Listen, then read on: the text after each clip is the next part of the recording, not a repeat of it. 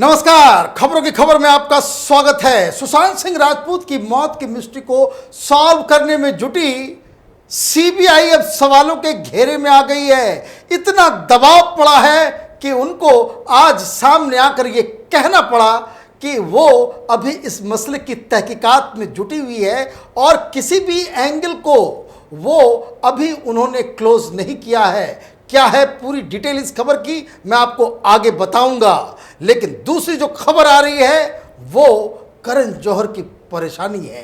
करण जौहर के धर्मा प्रोडक्शन के executive director क्षितिज प्रसाद की तरफ से उनके वकील ने आज ये क्लेम किया है, ये दावा किया है कि उन्हें वहां टॉर्चर किया जा रहा है, उनके साथ थर्ड डिग्री का इस्तेमाल किया जा रहा है और जबरदस्ती उनसे बयान दिलवाया जा रहा है। क्या है पूरी डिटेल ये भी मैं आपको आगे बताऊंगा।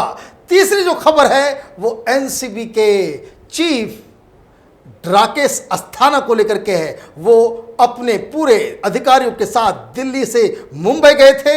वहां उन्होंने सारे जांच के ऊपर अपनी एक मीटिंग बुलाई, अधिकारियों से मिले, सारे सबूत को खंगाला और उन्होंने कई सारे आदेश दिए हैं। उन्होंने क्या क्या आदेश वहां दिए हैं और कैसे उनके आदेश से मुंबई के अंदर खास करके बॉलीवुड में खलबली मच गई है, उसके बारे में भी हमारे पास कुछ एक्सक्लूसिव जानकारियां हैं। और चौथी खबर, ये तो शेर की तस्वीर लगा करके गीदड़ों की तरह हुंकार भरने वाले शिवसेना के प्रवक्ता संजय राउत की है। हाईकोर्ट में उन्हें जबरदस्त आज लताड़ पड़ी है। क्या है उसकी पूरी सच्चाई ये मैं आपको आगे बताऊंगा, लेकिन सबसे पहले सीबीआई की बात करते हैं। सीबीआई के ऊपर तो लगातार प्रेशर है। दुनिया भर के लोग ये पूछ रहे हैं कि ये सीबीआई अब तक कौन से कुंभकर्ण की नींद में सोई हुई है। 100 दिन से ज्यादा हो गए हैं सुशांत को की मौत हुए, लेकिन अभी तक न कोई प्रिलिमिनरी रिपोर्ट आई है, न कोई प्रेस कॉन्फ्रेंस हुआ है, न कोई सीबीआई की तरफ से खबर आ रही है, न कोई स्टेटस रिपोर्ट जमा किया गया है। आखिर सीबीआई कर क्या रही है?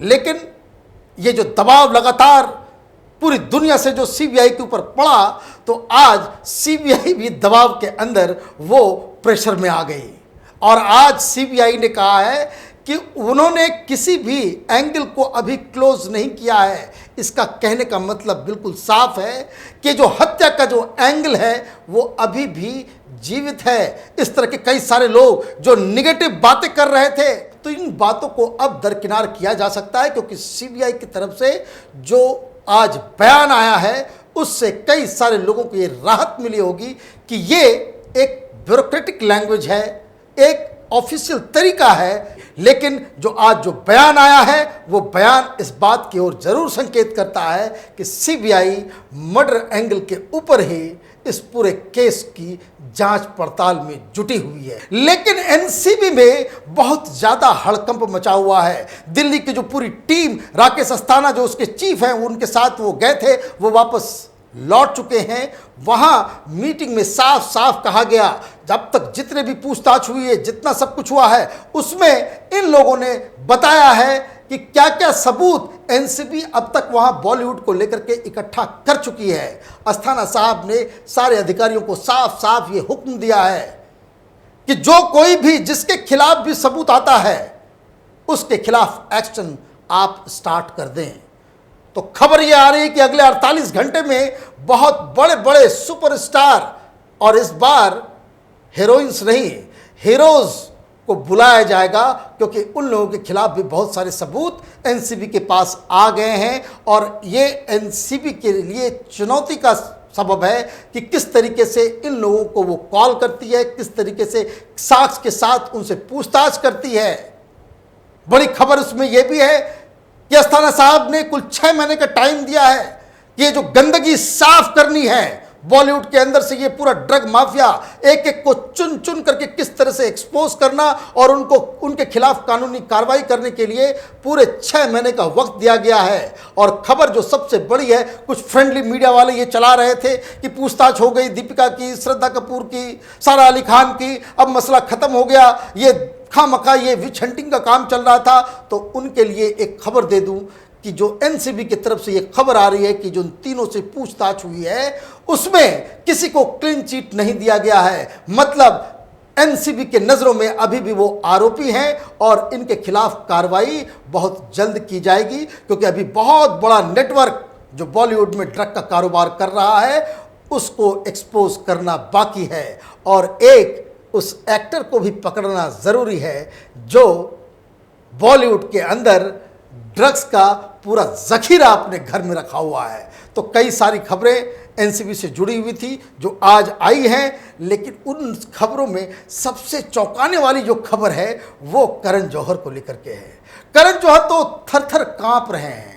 उनको लग रहा है कि उनका नंबर आ गया है, वो मुंबई आ भी गए हैं, शायद उनको समन भी कर दिया गया है। सिरसा साहब ने कल ये दावा किया था कि उन्हें बहुत जल्द ही बुलाया जाएगा, और ये खबर भी आ रही है कि करण जौहर को भी दो केसेस में उनको बुलाया जाएगा। एक ये जो धर्मा प्रोडक्शन का ये जो एग्जीक्यूटिव डायरेक्टर क्षितिज प्रसाद जो पकड़ा गया है उसने तो बहुत सारे नाम उगल दिए हैं, लेकिन आज उसके वकील करण जौहर के वकील, वही वकील जो रिया चक्रवर्ती के साथ थे, वही वकील जो सलमान खान के वकील हैं सतीश मान सिंधे, उन्होंने आज अजीबोगरीब तर्क दी है। उन्होंने कहा कि हमारे क्लाइंट को, मतलब इस क्षितिज प्रसाद को टॉर्चर किया जा रहा है, 3rd डिग्री दी जाती है। और वो और तो और उन्होंने ये भी कहा कि जो वहाँ पे जांच की जो सबसे हेड, जो सबसे बड़े अधिकारी हैं मल्होत्रा साहब, उनके बारे में ये कहा जा रहा है कि मल्होत्रा साहब ने अपने पैरों को उनके चेहरे के सामने रख दिया था। अब ये पता नहीं उन्होंने क्यों नहीं कहा कि भाई कि मारा था या नहीं मारा था, लेकिन ये बता रहा है कि ये दावा किया जा रहा है कि उन्हें वो 3rd डिग्री बहुत ही बेइज्जती की जा रही है। आपके घर में ड्रग्स पकड़ा जाएगा, आप क्या चाहते हो? आपको एक पॉलिटिकल प्रिजनर की तरह, आपको जवाहरलाल नेहरू की तरह ट्रीट किया जाए एनसीबी के द्वारा? घर के अंदर आपके पास ड्रग्स का जखीरा निकला है और आप ये कह रहे हो कि हमारे साथ 3rd डिग्री का टॉर्चर किया जा रहा है। मैं बार बार कह रहा हूं एनसीबी की पूछताछ करने का लहजा सीबीआई के लहजे से बिल्कुल अलग है। और ऐसे लोग जिनकी डीलिंग्स ड्रग पेडलर्स के साथ है, जिनके फोन कॉल, जिनके व्हाट्सएप चैट में ये साफ साफ दिख रहा है कि वो अंकुर और अंकुश नाम के ड्रग पेडलर से इनके रिश्ते हैं, इनके एटीएम कार्ड से, इनके बैंक अकाउंट से उनको पेमेंट जा रहा है, तो आप क्या चाहते हो कि कड़ाई से पूछताछ ना हो? आपको फूल वहां पे गुलदस्ता दिया जाए, वहां पे कोल्ड ड्रिंक्स पिलाया जाए, आपको आपसे पूछताछ नहीं होगी?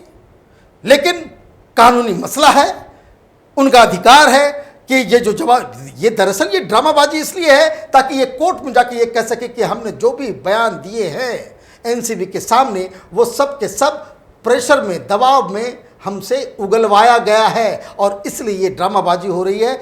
और इन सब के पीछे जो मूल इसका जो आर्गुमेंट है, ये करण जौहर को बचाने का आर्गुमेंट है कि ये कह रहे हैं कि ये जितने भी लोग हैं जो करण जौहर का नाम ले रहे हैं, इनको सबसे एनसीबी उनको प्रेशर डाल करके करण जौहर का नाम उगलवा रही है। अब आप ये समझिए, कहीं पे निगाहें, कहीं पे निशाना। बात 3rd डिग्री टॉर्चर की क्षतिज की हो रही है, लेकिन वो कह रहे हैं कि ये सब इसलिए किया जा रहा है क्योंकि करण जौहर को फंसाना है।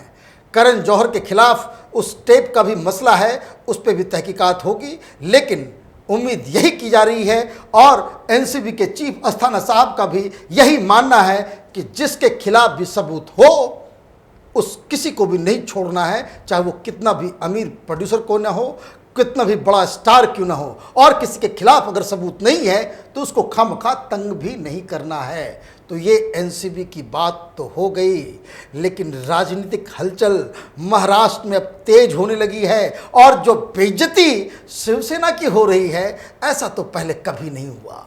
ये जो हेकड़ी थी संजय राउत की कि वो उन्होंने इस तरह के शब्दों का प्रयोग कर लिया जो कभी भी एक सांसद को नहीं करना चाहिए, वो भी एक महिला के खिलाफ, इस जो वर्ड, जो नोटी का जो हिंदी रूपांतरण जो इन्होंने इस्तेमाल किया था एच वर्ड का, अब हाईकोर्ट के जजेस पूछ रहे हैं कि क्या आपने ये बयान दिए हैं या नहीं दिए हैं। तो ये जो शेर की तरह चिघारने वाले, ड्रामा करने वाले कि हम सबसे बड़े बहादुर हैं, गीदड़ की तरह इनके वकील जो है इन सवालों से भाग रहे हैं। हाईकोर्ट ने कहा है कि वो पूरा इंटरव्यू चाहिए, वो पूरा इंटरव्यू आप जमा करो कि आपने किन शब्दों का इस्तेमाल किया। बीएमसी की हालत और भी खराब है। उसके जो अधिकारी हैं उनको अब लग रहा है कि अब वो शिवसेना के चक्कर में आकर के, इस राजनीति के चक्कर में आकर के इन लोगों ने अपने ही पैर में कुल्हाड़ी मार ली है, क्योंकि कोर्ट की तरफ से बहुत ही कड़े शब्दों का इस्तेमाल किया जा रहा है।